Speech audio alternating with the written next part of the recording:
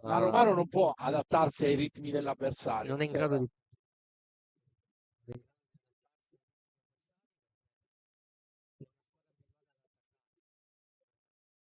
È stata costruita in questo modo praticamente. Attacco di Alice Maccotta, ben difeso dalla formazione. Però ecco, quelle che stiamo vedendo qui, insomma, si stanno comportando Sì, in maniera uguale. Si salva la Van Housek, appoggio della Liffi, attacco di Alessandro Musicò, gran lungolinea, questo è il suo colpo, Simone. La numero 23 alla seconda stagione consecutiva in prima squadra, ottima la ricezione della Van Housek, Grasso difende bene Alessandra Musicò, si salva anche la Sport Passion e c'è il punto della Guerrera che affonda Liffi al servizio.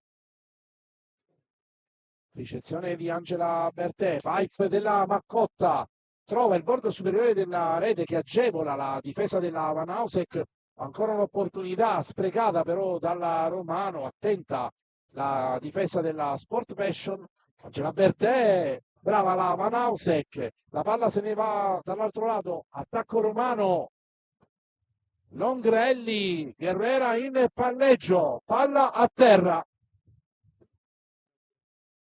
Tutto ok, nuovamente avanti la Romano, ottima la ricezione della Van Housek, Barbagallo difende la Romano, Alice Maccotta, tiene il muro ma non abbastanza, in cui non devi sbagliare assolutamente. Van Housek, palla sui 4 metri, Maliffi in appoggio, opportunità Maccotta, assoluta protagonista di questo finale di secondo sei, giovanissima. Lo diciamo prima, un profilo molto interessante, cresciuto tantissimo in queste 2 stagioni in Serie C. Lo scorso anno non era nel novero delle...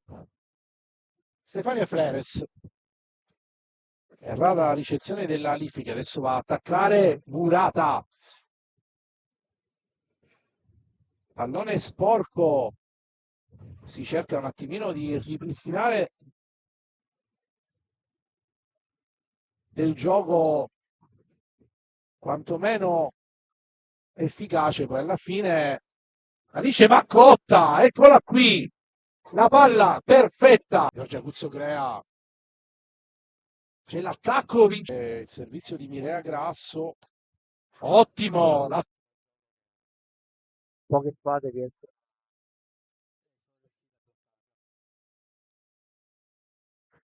buona la ricezione della Liffi, Marigno in bagger di costruzione, dietro l'alzata di Stefania Fleres, perfetta. Marigno dietro per Liffi, Maccotta, Fleres, 8. Pallone.